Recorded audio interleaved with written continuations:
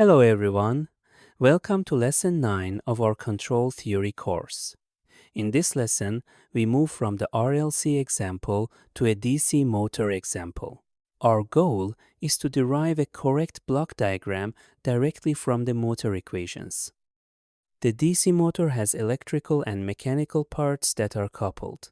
Our input will be the armature voltage U. Our output will be the angular speed omega. We also include load torque as a disturbance input. Let us start with the electrical equation. Armature voltage equals resistive drop plus inductive drop plus back electromotive force.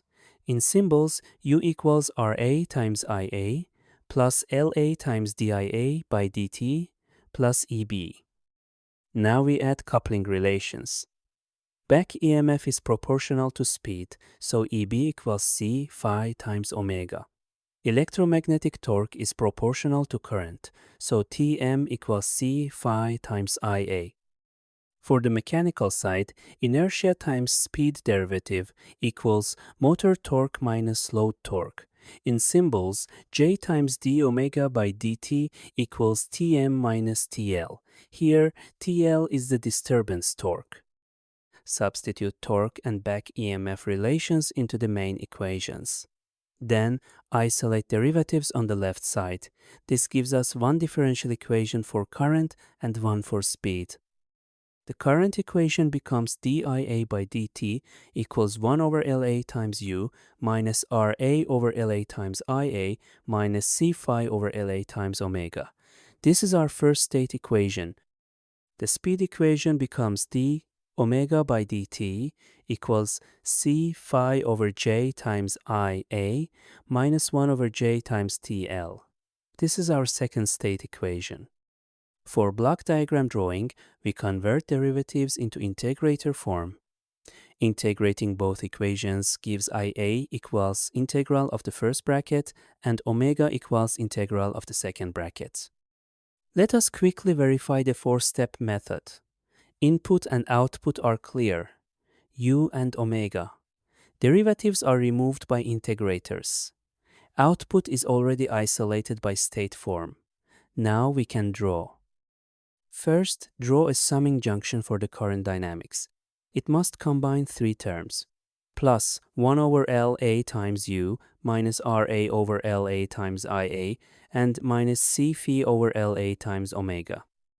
Create a forward input path. Route U through a gain block 1 over LA and connect it to the positive input of the current summing junction. Now add negative current feedback. Take IA from the current integrator output, pass it through gain RA over LA, and feed it back to the same summing node with a minus sign. Add the electromechanical coupling term. Take omega, pass it through gain C phi over LA, and feed it negatively to the current summing node. Sign placement is critical here. The output of the current summing node enters an integrator 1 over S. The integrator output is IA. This signal branches to other parts of the diagram. Next, draw the speed dynamics summing junction.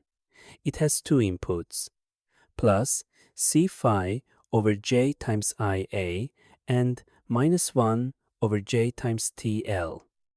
From IA, add gain C phi over J and connect it to the positive input of the speed summing node. This path represents motor torque contribution to acceleration. Now, add the disturbance path. Load torque TL enters through gain 1 over J and connects with a negative sign to the speed summing node. The speed summing output goes through another integrator 1 over S. The integrator output is omega, which is also our output Y. Mark the output clearly as Y equals omega. This keeps notation consistent with previous lessons where Y was the measured output signal. Before finalizing, check every sign and arrow direction. Resistive and back EMF terms must subtract in the electrical loop, and load torque must subtract in the mechanical loop. Now, we have the full DC motor block diagram with disturbance input. The structure is compact, physically meaningful, and directly matched to the state equations. In practice, equivalent diagrams may look different in layout, but they remain mathematically identical if gains, signs, and signal flow are preserved. Great work! In this lesson, we modeled a coupled electrical mechanical system, derived state equations, and converted them into a correct block diagram. See you in the next lesson.